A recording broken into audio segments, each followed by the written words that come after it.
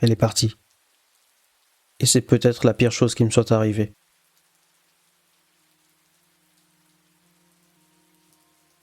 Il existe des personnes qui meurent et puis il existe celles qui partent. Étrangement, je crois que les secondes nous hantent bien plus longtemps. Parce qu'un mort nous laisse un tombeau. Un absent nous laisse des possibilités. Peut-être qu'elle reviendra. Peut-être qu'elle pense encore à moi. Peut-être qu'elle tape mon prénom dans la barre de recherche avant de refermer son téléphone. Le cerveau adore les peut-être. J'adore les peut-être. C'est sa drogue préférée. C'est ma drogue préférée. Je sais pourtant qu'elle est partie. Je sais qu'elle ne reviendra probablement jamais. Et malgré ça, chaque matin, une partie de moi ouvre les yeux avec l'espoir ridicule de voir son nom apparaître sur mon écran. Je pourrais mentir. Je pourrais vous raconter que j'ai tourné la page. Que je suis devenu plus fort. Que cette relation m'a appris à m'aimer. Mais ce serait faux. Parce qu'avant de guérir, il faut accepter une vérité bien plus humiliante.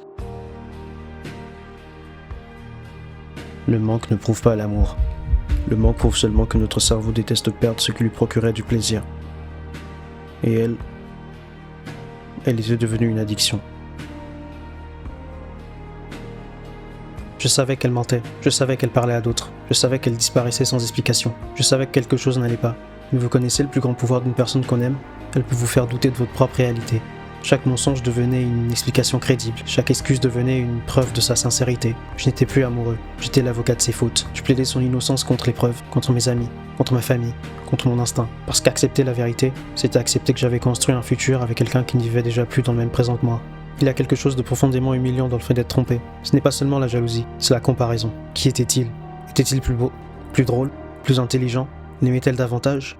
Et puis un jour, faut réaliser que ces questions n'ont aucune importance. Parce qu'une personne capable de trahir ne choisit pas toujours quelqu'un de meilleur. Elle choisit simplement quelqu'un de nouveau. Et cette nouveauté suffit parfois. Cette idée m'a détruite. Parce que cela voulait dire que je n'avais pas perdu contre un homme. J'avais perdu contre le temps. Le pire, ce n'est pas qu'elle m'ait quitté. Le pire, c'est que mon cerveau refuse encore de mettre à jour son absence. Je marche dans la rue, je vois une fille avec ses cheveux, mon cœur accélère. Pendant une seconde, je revis. Puis, je réalise que ce n'est pas elle. Et mon cœur doit mourir une deuxième fois. Le deuil est étrange. On enterre parfois la même personne plusieurs fois. Je me suis surpris à imaginer des conversations qui n'auront jamais lieu, à répéter des disputes dans ma tête, à gagner des arguments devant une salle vide, comme si convaincre un fantôme pouvait changer le passé. C'est ridicule, je le sais, et pourtant, je continue. Il m'arrive encore de vouloir qu'elle revienne, pas parce que je pense que nous serions heureux, mais parce que mon cerveau confond toujours familiarité et sécurité. Même une douleur connue paraît plus rassurante qu'un bonheur inconnu. C'est peut-être ça, une relation toxique, une prison dont on connaît tellement bien les murs qu'on finit par avoir peur de sortir. Je me demande parfois si elle pense encore à moi. Puis je me pose une meilleure question.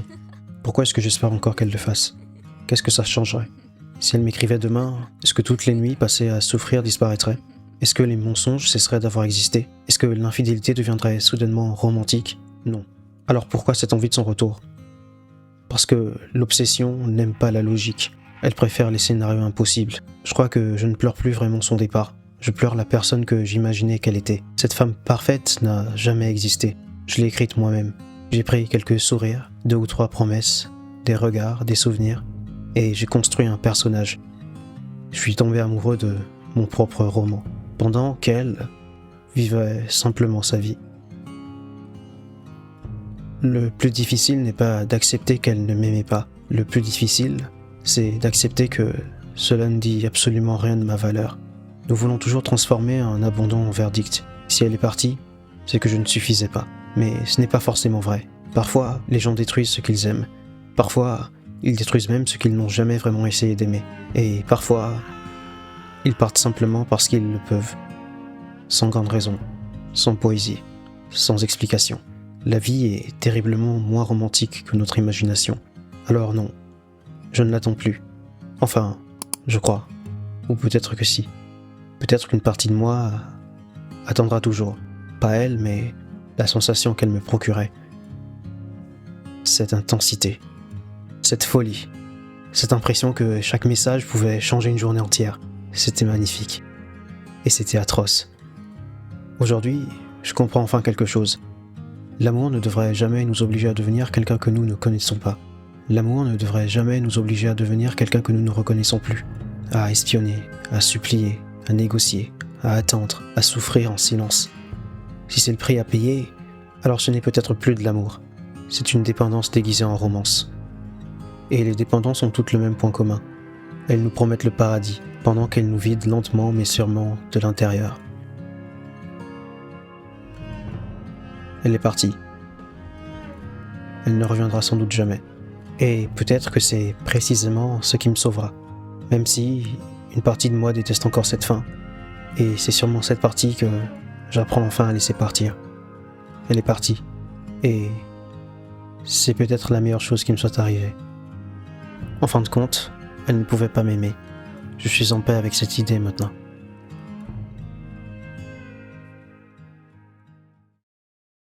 Enfin, c'est ce que je me répète, comme une prière que je ne crois plus vraiment. Vous savez ce qu'il y a de plus ironique avec le fait de vouloir oublier quelqu'un ? Plus on s'efforce d'effacer son souvenir, plus il s'imprime profondément dans notre mémoire. C'est comme demander à quelqu'un de ne surtout pas penser à un éléphant. À l'instant même où vous entendez ces mots, vous voyez déjà l'animal. Alors je me suis interdit de penser à elle, et elle est devenue omniprésente. Je tombe sur sa série préférée à la télé, sans même m'en rendre compte, je suis en train de la regarder. Une musique commence, mon cœur reconnaît les premières notes avant même que ma conscience ne réalise pourquoi elles me font mal. Je croise une femme qui porte son parfum, et pendant une fraction de seconde, le monde entier cesse d'exister. Nous passons des années à construire une personnalité, à développer des convictions, à croire que nous sommes des êtres rationnels. Puis, il suffit de quelques molécules de parfum pour que tout s'effondre. On dit souvent que le temps guérit tout. Je crois que c'est faux. Le temps n'efface rien. Il nous apprend simplement à vivre avec des cicatrices. Regardez une vieille blessure. Elle est toujours là. Elle ne saigne plus, certes, mais elle existe.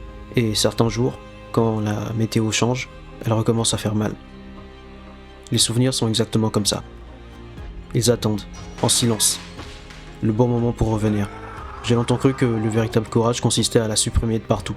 Les photos, les messages, les conversations, son numéro. Comme si on pouvait tuer un fantôme en brûlant ses vêtements. Mais les fantômes n'ont pas besoin de corps. Ils vivent très bien dans notre imagination. Et c'est précisément là qu'ils sont les plus dangereux. Parce qu'ils ne vieillissent jamais. Ils ne nous déçoivent plus. Ils deviennent parfaits.